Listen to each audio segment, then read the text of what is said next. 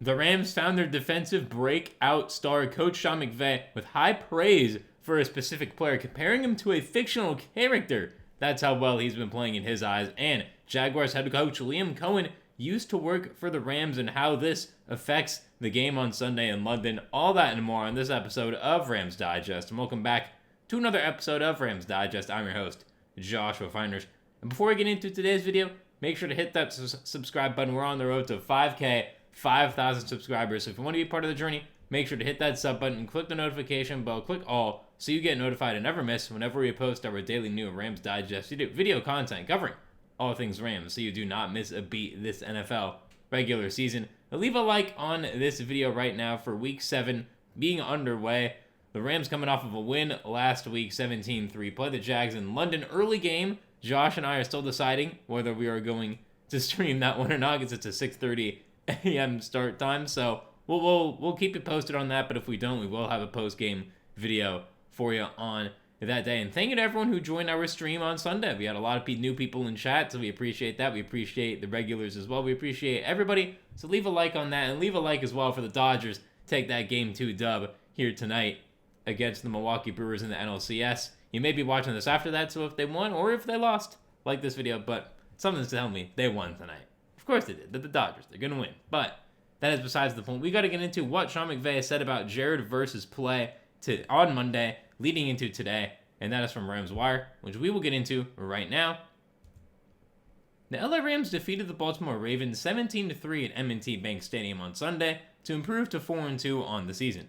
But things weren't looking so good late in the first half. After getting the ball at the Los Angeles 32-yard line with 3:25 left to play in the second quarter, the Ravens drove to the Rams' 4 with a fresh set of downs of less than 2 minutes until the half. It looked like Baltimore was going to take the lead heading into the break. Yeah, it did. Josh and I were talking about it all stream that it wasn't the way that we expected the game to go in the first half. Obviously, the second half was a lot better, which led it to the win. But there were some key defensive stops on this drive that did make me quite happy, and maybe even put Chris Shula in head coaching discussions once again. I've seen some articles talking about how that could have been an audition game for a lot of potential vacancies. That could be the case. Obviously, we know one, with Brian Callahan being fired. I highly doubt McCoy is the long-term coach to best help develop Cam Moore to get the franchise back to relevance, but we have to wait and see on that. And yeah, there were key defensive stands at this goal line drive by the Ravens, which we are going to talk about from the Rams right now.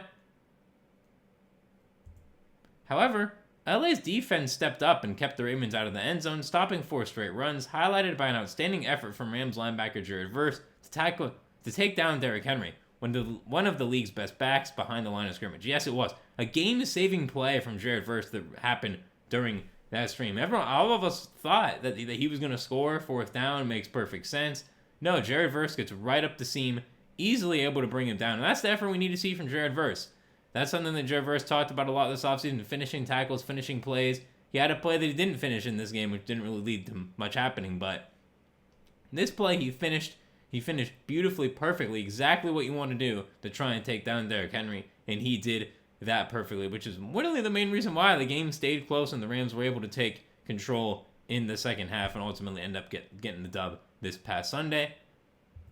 And on Monday, Rams head coach Sean McVay spoke about the sequence of events and even compared Jared Verse to a Marvel superhero. That's what I mean when Sean McVay is saying he's playing out of this world. This is what I mean. He's playing at fictional characters levels at this point. Great fictional characters, if you will. Some great Marvel movies out there. But we got to get into this quote from Sean McVay right now. Once we did a great job after Henry had a good run and a good surge, then 2 sneak attempts. And then for them to basically try and run kind of a lead play for what Jared Verse did in that play was unbelievable, McVay said. That was Hulk-type stuff. He really checked into a grown man mode right there and did an amazing job. And I thought that capitulated? I think that's encapsulated just the moment going into the half.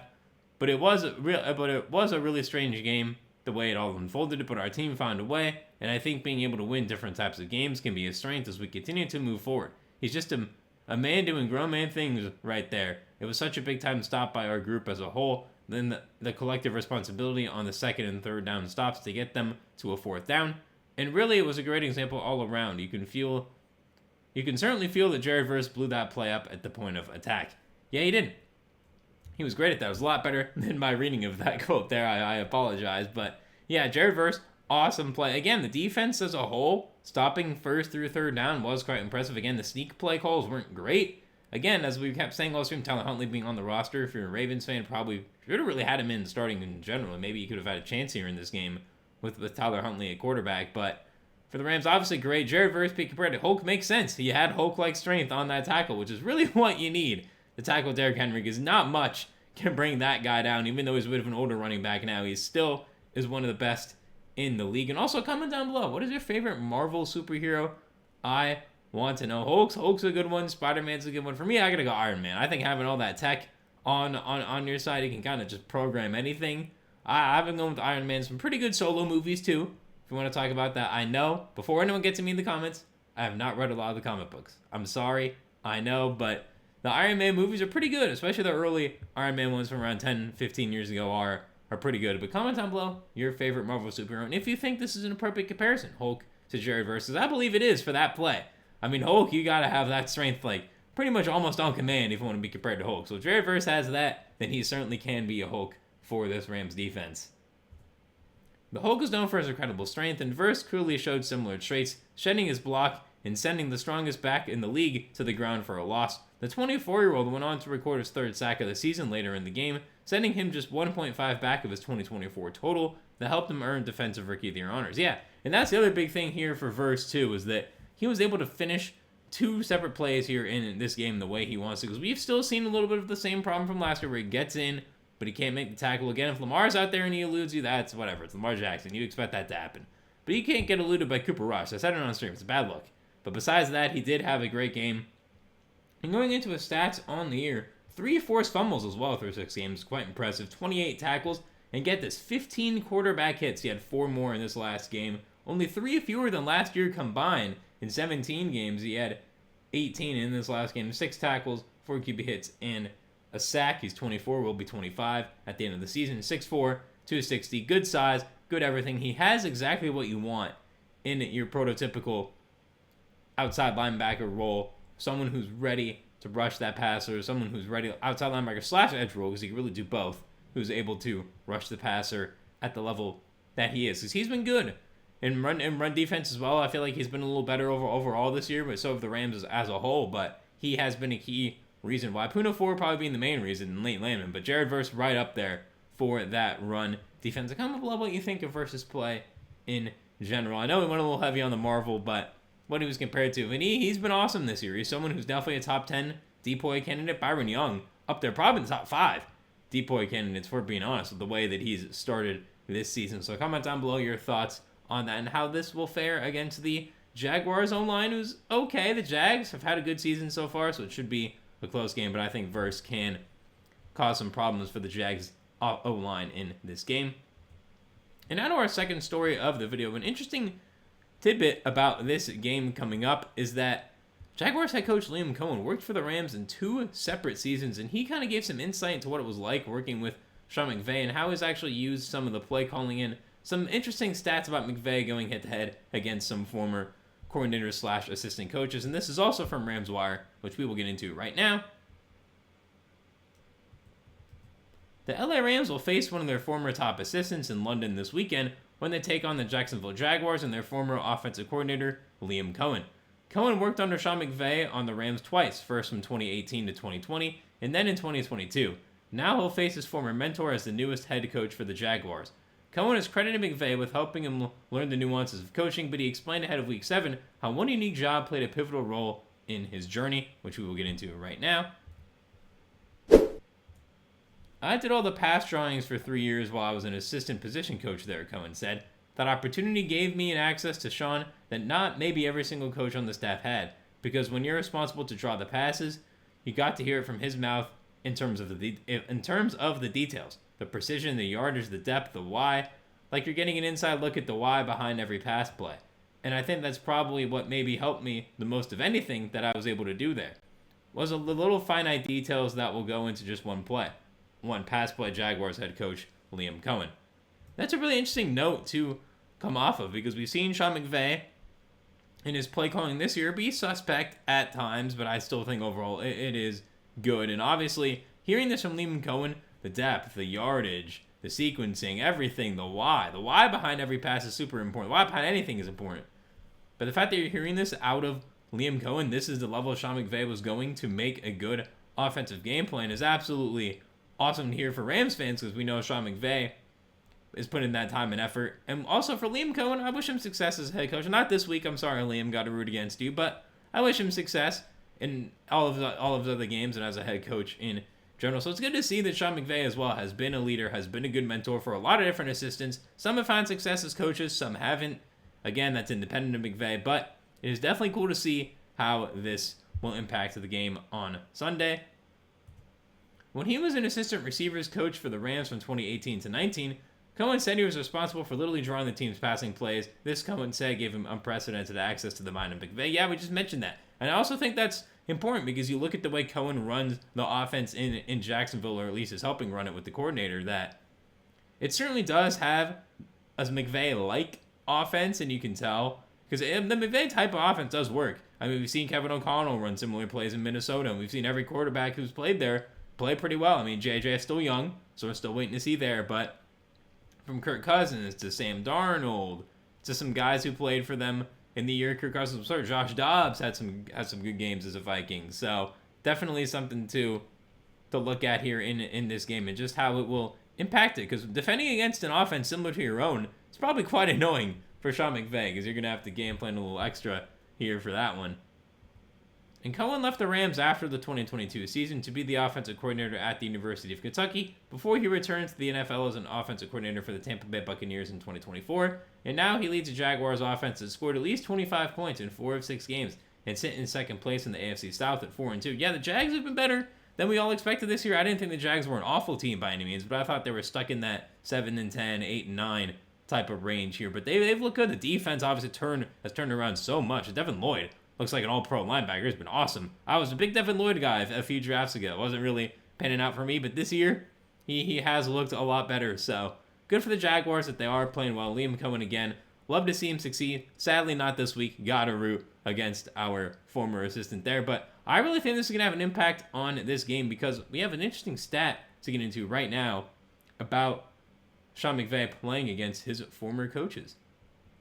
And Week 7 will be Coen's first crack at taking down his old boss. The Buccaneers did not play the Rams in 24. They do this year. Looking forward to that game in around a month. The same can be said for McVay and his old acolytes, I believe is how you say that. Although McVay has ample experience against former Rams assistants, McVay, though, hasn't fared well against them. He's 4-6 combined against the Green Bay Packers head coach Matt LaFleur, 0-4 since 2019. Cincinnati Bengals head coach Zach Taylor, 2-1 since 2019, including the Super Bowl win in 22.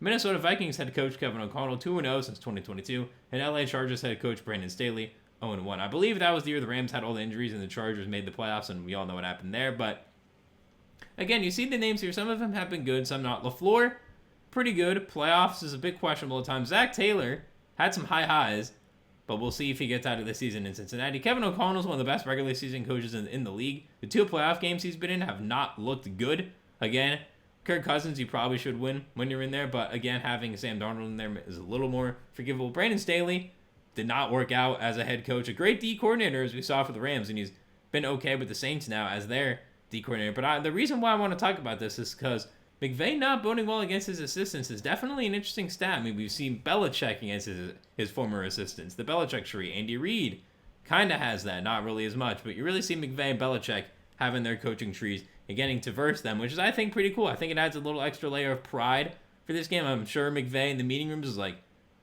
hey, guys, we love him, we respect him, but we gotta take him down here. I can't lose to my former assistant. It's a pride thing for both of these guys. Liam Coen is a bit of a rite of passage, I would say. Obviously, going back down to the college level, fine-tune your skills even more, come back up, be great last year for the Bucs, and he's looked pretty good so far as the head coach of the Jaguars. And I think he also learned how to say Duval a lot better, because we all know the first Duval was not great, but he's learned to say that a lot better. Maybe that's why he's been a great coach there as well. But I think this really does add a little extra layer of pride, an extra layer of effort for both teams, because they know, both of these teams are going to know that these coaches work together, and both of these teams are going to realize the offenses are a bit similar, and that's really going to come down to who can kind of stop the other guys' mirror plays kind of better, because a lot of plays I do believe this coming Sunday are going to mirror each other a little bit. They're not going to be copying, but they're going to be quite similar this Sunday. And comment down below what your thoughts on this are, and your thoughts on McVay in general, being a mentor, because it seems like he's a good mentor. A lot of people talk positively about their time coaching under him. And now, some of them, again, work out, some don't as head coaches. It's not a McVay thing. That's a personal thing, team thing. There's so many other variables that go into that, but it is cool to see McVay have all of these peoples now turning into head coaches in the NFL as well. But again, being 4-6 against him scares me. This is something you don't want to see as a Rams fan, trying to up that to 5-6. Comment below your thoughts on this right now and how it will affect the game on Sunday in terms of play calling.